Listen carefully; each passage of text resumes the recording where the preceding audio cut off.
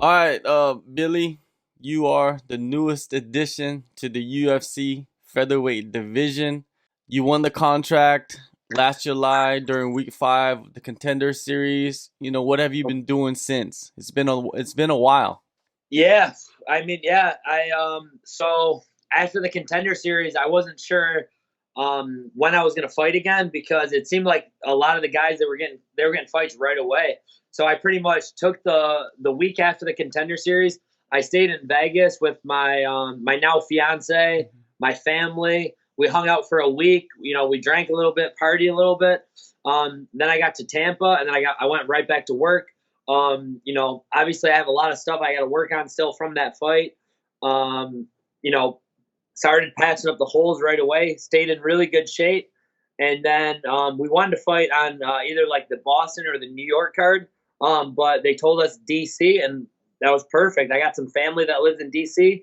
And they basically told me, hey, do you want to fight Chris Fishgold in DC? And I said, yep. And the next morning they sent the contract. It was the easiest matchmake I've ever been a part of. Now, what is your daily schedule like? You mentioned that you went back to work. So, what do you do as a job? Yeah. Well, this is pretty much what I meant is like I went back to work, like doing bag work and mitt work and grappling and jujitsu. I basically train full time, and then I also coach. I've been coaching our amateur fight team for the last 3 years. They've had over 50 fights, and I think they're 35, 14, and one or something like that. So we've done really well with a young team. So yeah, pretty much full time is I teach private lessons. I teach people how to, I teach people self defense, how to fight, but most of the time I'm just training full time. All right. Well, that's perfect, man. Well, you need to train full time, I think, now since you are at the top of the game. Now, before we get into your fight with Chris Fishgold, I want to go back to 2015, Tough 22. I'm pretty sure a lot of people ask you questions about that, but I want to get into, like what happened in the house. You're going through the fighter house. You have to deal with all these different people and cameras and fighting on short notice, personalities, training with Yeah, your potential opponents. yeah, Mentally, did that change you a lot, moving forward with your career? yeah. It was, at the time it's pretty it's a pretty crazy, a very emotional feeling. You're getting a little nervous. You're happy to be there because like that's the highest that's the highest level I was ever at.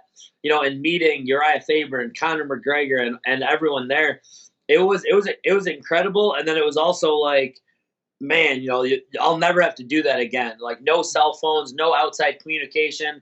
You are with a bunch of guys that are like they're all pretty aggressive fighters. We're all civilized, but there's a lot of testosterone there. A lot of guys that we all knew we were going to fight each other. So I just did an interview before this, and I said this. I think like I don't know how they would set this up, but before people sign with the UFC, they should have to go through an Ultimate Fighter, like a 6 week. Let's see where you're at. Let's see how mentally tough you are. Can you fight a guy on short notice, 3 days notice, 2 days notice? You know, he might walk around at 170 and you walk around at 160. It's totally different. You don't have your regular coaches, some random people. We obviously had great coaches, but they weren't my coaches. You're not used to it. They don't know you. You don't know them that well. They have a lot of different people they got to focus on. So it was a crazy experience, but it was, at the end of it, Dana White talked a lot about it. He's like, you guys went through something that it isn't easy.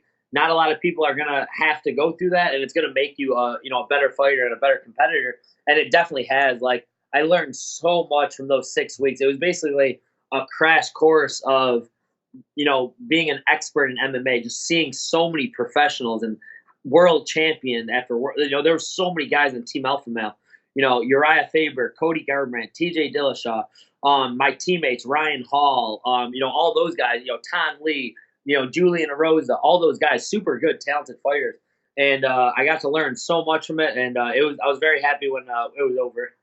Yeah, I'm pretty sure you're very happy. I'm pretty sure, and everybody that I talked to that was on the Ultimate Fighter, they're all happy that it was something that they went Yeah, when through, it but they're ends. also happy that it was over and they never have to go back to that.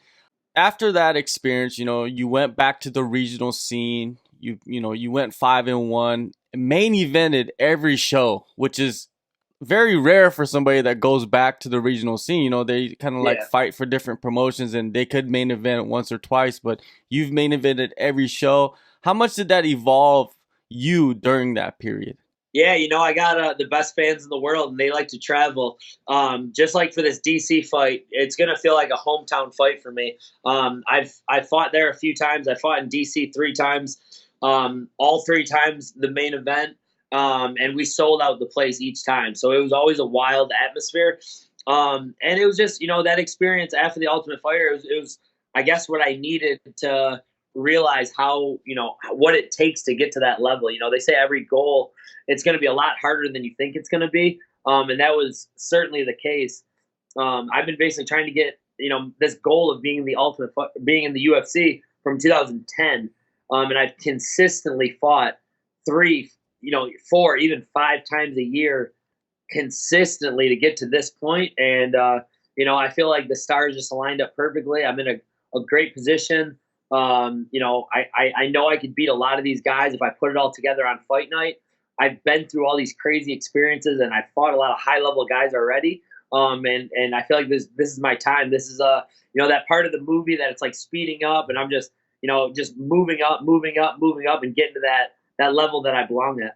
Does it almost seem like it's not your UFC debut? Like, because you've been through the Ultimate Fighter, you've been on the Contender Series. It's something that's not new to you, right? Yeah, it definitely doesn't feel, it feels like I'm back, like I'm getting this opportunity again. Not only have I was on the Ultimate Fighter, fought there twice, was around there for 7 weeks, fought in the Contender Series. I've also been around my boy Matt Fervola. I'm really good friends with Matt. We lived together for a couple of years in Tampa. We trained together for about 7 years. We've trained together since 2010 when he moved. We basically both moved to Tampa around the same time. And recently, for his last 3 fights, for 2 UFC fights and his contender fight, I basically fly out there the same, like basically fight week and do those fight week experiences. So I've already done these UFC fight weeks a few times. So I've been backstage and been around all these guys. So I'm just excited that it's my turn now. Chris Fishgold, has he been a guy that you've watched before, or is it somebody that is new to you? You've never even heard of him? Because there's guys, that have been fighting, but they don't really go on, they're not on the radar, so to Yeah. say. So I actually when I was after the Ultimate Fighter, I had a couple fights, and I was actually in talks to fight with Cage Warriors. We basically, I was trying to get a fight like in Europe and head out there. So he was definitely someone I saw as a potential opponent back when he was a Cage Warriors champion. I think he was the 55 champion. Then I didn't hear about him for a while, and then sure enough, like a lot of these names you see in MMA, you don't hear about for a while, and then they pop back up, and sure enough, you're fighting them. So he was someone I heard about a while ago. Kind of thought about, I might be fighting this guy. Didn't really pay too much attention. Just I'm doing my own stuff. Didn't really hear about him for a while, and then they mentioned him, and I had to look him back up and see like what he's done lately. And I love the fight. I think it's a great fight for me, and we're gonna see what happens. His MO is like he likes to grapple, it seems like, Mm-hmm. you know what I mean? And Yeah. you began your career getting submissions and then somehow turned it around and now you're just knocking everybody out. What has changed with you? The crowd loves a knockout. I bring the violence that the people want. No, it's I've never really looked at it like submission knockout. Like I basically just look for the finish, and the last few guys have been grapplers. So this is basically a continuation of the last 2 training camps where I'm fighting guys who have decent striking, but they have decent striking, but they're grappling based. So my job is to control the grappling and to keep doing damage. Landing punches, kicks, knees, whatever it takes. So these last few fights have been knockouts because I'm avoiding their strong suits and grappling with them and basically making them strike with me. With Fishgold, he likes to throw bombs too. So I think it could be an exciting striking match. If he wants to grapple, maybe I'll mix in a takedown here or there to mix in grappling and take him down. I definitely think I can take him down and grapple with him if I want to. And but yeah, the crowd wants to see us bang. So I have no problem meeting him in the center of the cage and throwing bombs and see who gets knocked out and putting on a show for everyone. And that's it seems like that's what the people want to see. So I'm here for the people. Before heading into camp to prepare for Chris, did you focus on any aspect of your game in particular after the Contender Series? Yeah, of course. Always every fight, I think it's important. I was talking about this earlier. Every time you win a fight, you get a lot of momentum. The same way when you lose a fight, even if you won, you win 4 fights and you lose one, you're still going to keep thinking about that loss.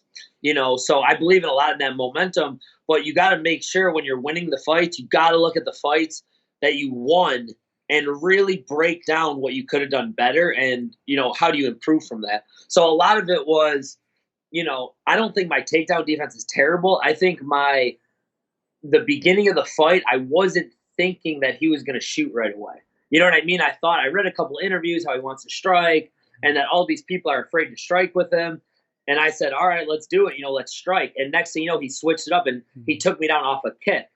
So, of course, I'm working on the grappling, the takedown defense, but a lot of it is that mental preparation. Like, all right, if this guy shoots or if this guy wants to strike with you, you got to be ready for everything and be prepared for that. So a lot of that is what I focus on.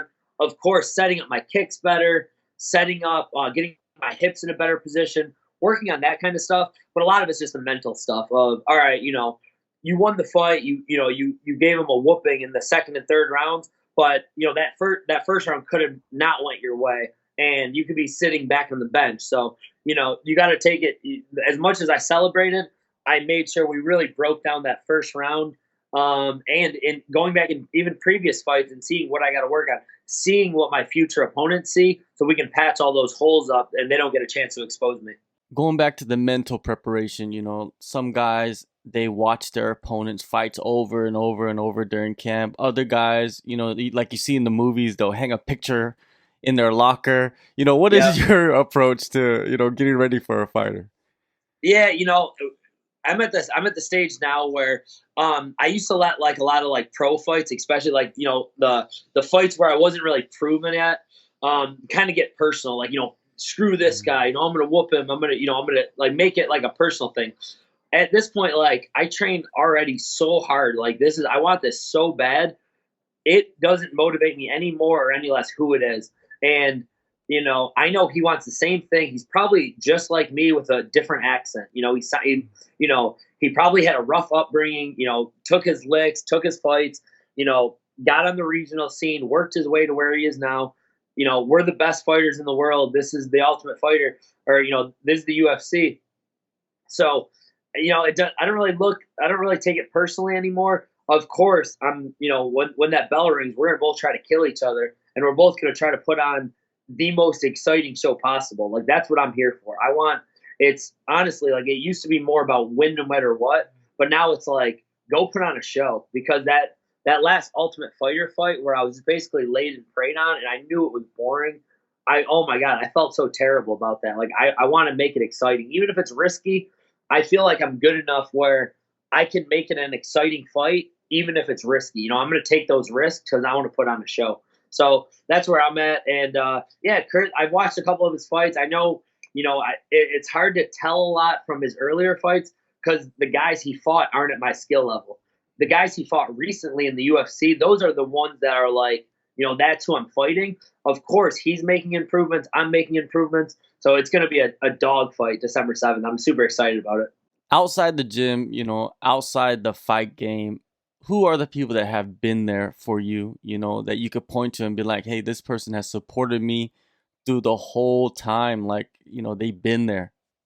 Yeah, I'm so happy and so lucky and blessed, whatever you want to call it, to have the team I have around me. It starts with my family, my dad, my brothers, my sister, my mom, the whole Team Q family.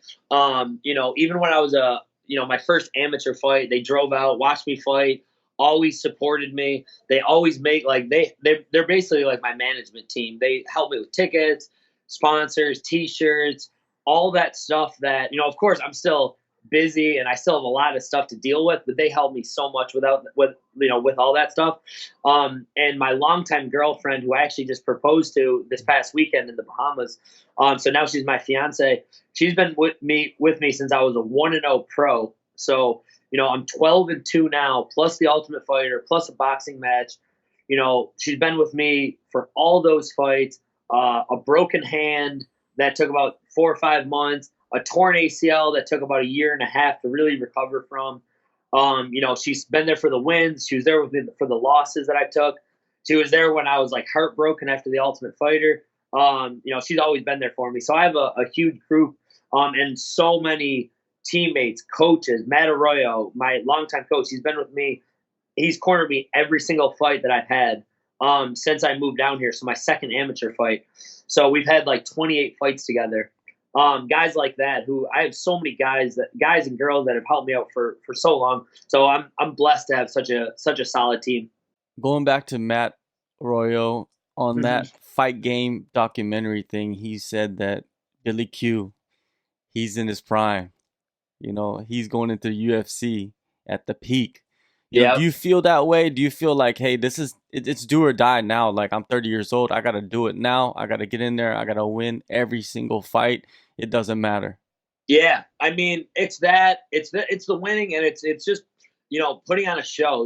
It sucks to say, but like sometimes you gotta say the right things. You never want to be disrespectful, but sometimes that talking shit gets you somewhere, and that's all we used to do growing up, man. We would just talk shit to each other, so I don't mind doing that and playing that role. But yeah, it's even the last it's since I've gotten here. Every fight has been a must-win fight. Like every fight, you got to win fights because that one loss that I've taken since the Ultimate Fighter, in the last 4 years, I've had to finish five opponents. I finished the last four opponents, and I beat five guys in a row. So that took me 5 fights to get back to where I was before. So I know how important winning is, and I know how bad losing is. Now it's time to put on some shows and keep climbing that ladder, and that eventual top 10, top 15, top 10, top 5 championship fight, main event fight. I have so many more goals now to reach that I had to get to the UFC to get to this new set of goals, and that's where I'm at now. And it's been a really exciting time. One last thing before I let you go. In MMA, there's so many different types of styles and competitors. Right at this moment in your career, do you consider yourself a martial artist or a prize fighter? Yeah, so it's something I think about a lot. And how I look at it is when I'm in the gym and I'm with my people and I'm coaching, I'm a martial artist. When I step onto the jujitsu mat, like for a gi class, even no gi class, or even a striking, Muay Thai class, I'm a martial artist. We bow in, bow out. We all pay respect to each other. I try to like acknowledge every training partner, shake everyone's hand, make sure if someone got injured, you check in on them. Everything's about respect. But then there's the fight night, and that's when it's a show. It's people want to see excitement. They want to see sometimes flashy. They want to see extraordinary stuff. They want to see me throw 100. They want to see me land up to 100 punches in round two. They want to see a jumping knee knockout. Jorge Masvidal. They want to see stuff that's like almost unbelievable, like that Kevin Lee knockout. So I it's almost like you play both roles. I'm a martial artist, but then I'm a prize fighter, like in the public eye. Like on Instagram, a lot of that's prize fighting stuff. That's marketing myself. That's making sure people know who I am. People know I have a personality. That's I'm not afraid to talk shit to that person if there's a lot on the line, if there's a lot at stake. I can still show that respect, but when I'm out there, I'm a prize fighter, and I want to basically I consider myself a mixed martial artist too because I want to paint a picture. Like whatever happens out there, that video is going to live on forever, and I want to watch those. And that's how this fight happened and this one, and basically my artwork is my fights throughout my time, and we only have so much time, so it's a good mix, but I like having that mix. All right, well, December 7th, UFC on ESPN 7, Washington, D.C. Thank you for the time, Billy. Good luck on the fight, and congrats on the engagement. Thank you for all of that. Thank you so much for having me. I'll talk to you again, after this fight, and we'll keep things moving. Appreciate you having me.